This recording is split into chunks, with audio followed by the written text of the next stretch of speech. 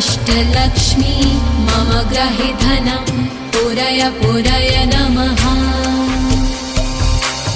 ॐ ह्रीं श्रीं क्लीं श्रीं कुबेराय अष्टलक्ष्मी मम ग्रहे धनं पुरय पुरय नमः।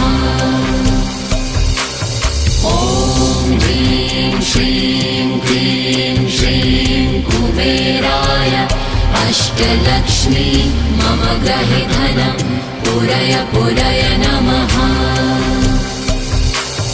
ॐ ह्रीं श्रीं क्लीं श्रीं कुबेराय अष्टलक्ष्मी मम ग्रहे धनं पुरय पुरय नमः।